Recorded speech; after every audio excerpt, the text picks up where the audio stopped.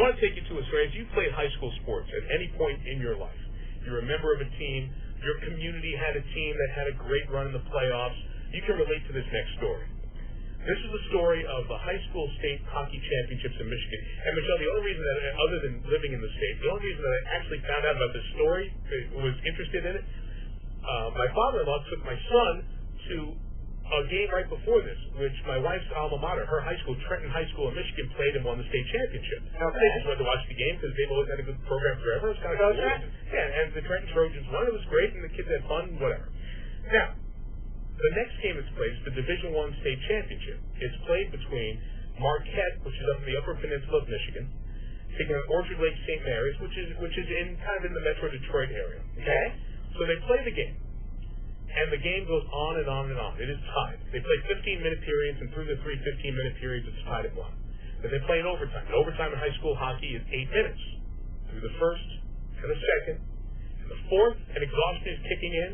The players are eating as much fruit and drinking as much water as they can.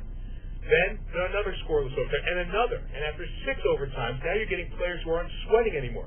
Dehydration is setting in. Legs are cramping up. We've got parents and wives of coaches getting food and candy bars and anything just to keep the guys going. The rule book says you have to play through to a winner. This isn't the NHL. There's no shootout. So now they play overtime 7 and overtime 8, and it's still tied. And the decision is made with the athletic directors and our next guest to say, co-champions, we're not going to play this till a winner. We're not going to play this till somebody drops. This will be a tie. Randy Allen is the Michigan High School Athletic Association Assistant Director, for hockey. He was the one involved in making this decision, and he joins us now on the GM OnStar hotline. Randy, I know what the rule book says. What were you guys thinking when you started talking about, you know what, maybe we should just kind of give them both the state championship, nobody loses, and everybody goes home happy? Well, it was an interesting night, as you can imagine, and I appreciate your call and your interest in the situation. I didn't realize that you had connections to the southeast Michigan area, so that's nice to hear. First, a minor clarification. The high school hockey playing rules don't specify that you must. State associations, high school state associations, are allowed to have game-ending procedures that may vary from one state to another in some circumstances. So this was a decision that was made within the confines of the Michigan High School Athletic Association. And I'll, as succinctly as I can, lay out, I think, the things that you're interested in. And first and foremost, Mike and Michelle, anyone would tell you affiliated with high school competition, and we're not trying to be politically correct when we say this, that the welfare and the health and the safety of the kids are the overriding number one priority, without question. As you pointed out, there is no shootout option in high school hockey, and honestly, I don't think there's much support to have one, either as a state association adoption or even a national playing rule. Why is that? Well, I think our coaches and those who are heavily involved with the game are uncomfortable with that as a way to decide the ending of a game. I think the NHL, perhaps, even to a certain extent, is not entirely pleased with that, but it's a decision they made, and so be it.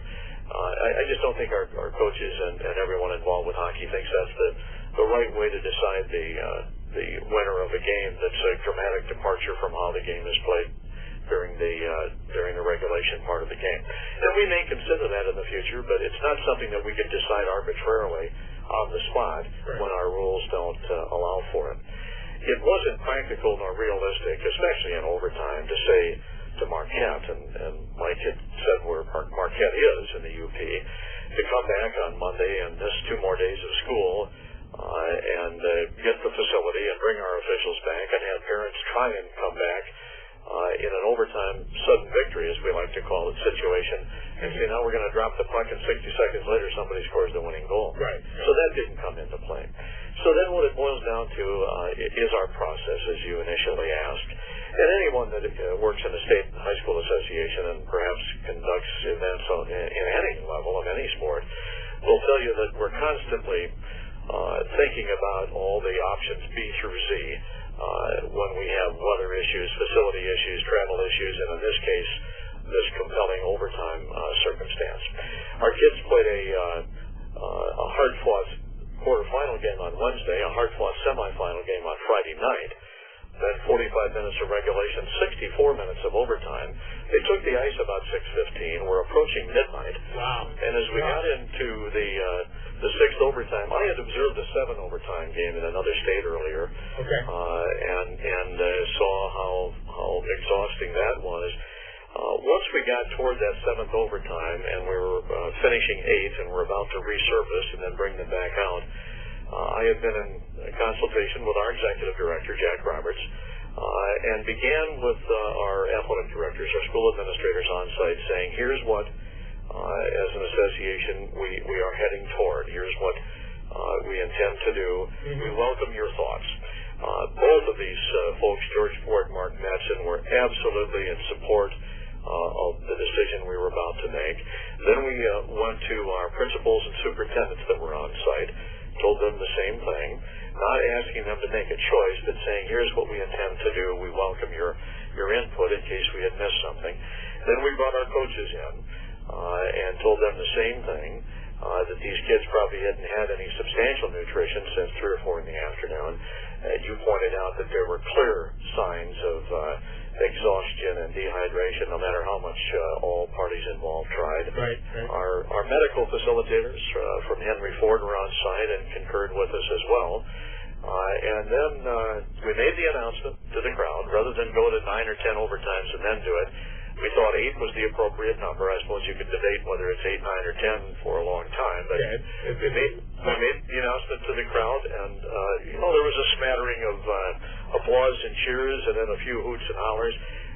Our kids then were informed by their coaches what we were going to do. So the kids are in the locker room. Yes. I'm talking to Randy Allen, who runs the hockey for the Michigan High School Athletic Association, about the 8-overtime state championship game that was declared a tie and nobody lost, and co-champions. This happened over the weekend. So, Randy, when the kids found out, what was their reaction? Well, and that, I think, is probably the most gratifying and fulfilling part of this entire circumstance.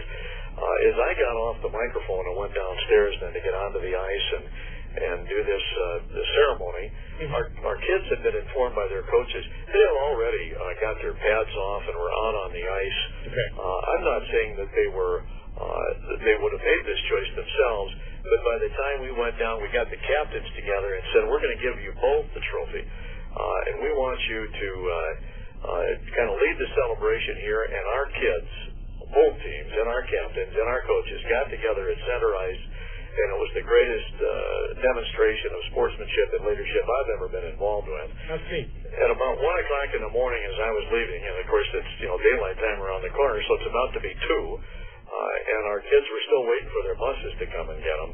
I sought out the captains, and I said, we just want to let you know how much we appreciate your leadership and your sportsmanship. And they all said, well, thanks, man, not a problem. We thought it was cool. And our kids were the best part of this entire thing. And I was so proud of our kids and our coaches and our schools. They embraced it. They supported it. We gave one the trophy, the other the medals. We'll send each the other this week. And I think it's a great moment. We made history. Yep. People might argue with it, I suppose, but it really went well, and our kids were the best part of it. When I saw their faces and how they embraced each other, and if you've seen the picture online or in USA Today or the Detroit papers, you'll see a whole bunch of kids happy with the outcome. I don't think they wanted to have a goal scored when everyone was weak-legged and we've seen that before. The Stanley Cup Finals with Buffalo and Dallas comes out. Randy, thanks for coming on. We appreciate it. Okay, thank you. Good luck. Yeah. Michelle, I like it more than I did just on the surface of saying, let's just call it a tie and leave it at that, because they are high school kids. Yes, they are. And you know what? There is no shame to their not being, for one not being just a shade better than the other that day. They were both great. I'm not one of these that usually, hey, everyone gets a trophy. I'm not one of those. I like to play. Make sure you get the participation certificate. Exactly. And all great. You showed up. Here's your certificate. Right. I like a winner and a second place. Here's the thing. I'm starting to hate the word loser because it suggests you're no good. And in this case, both teams were on par. It's history, and so it's unique. It's not like this. I hope this isn't setting a precedent, and it would be interesting to see if they decide in that situation in the future, will they go to a shootout? It's not possible, but what's the alternative? This is the alternative. Hopefully people will look at that and say, okay, hey, let's do something smart here. If we get to 5 overtimes and we don't have a winner, something reasonable, let's do a shootout. Because when you do compete all year, it is nice to save somebody. Look, that's why people do compete. Right. There are lessons in losing just as much as there are lessons in how you handle winning. Right. But this decision on the surface, you're like, oh, come on, just play till somebody wins. When you hear all the background to it, that's great. I'm glad we had him on. Yeah.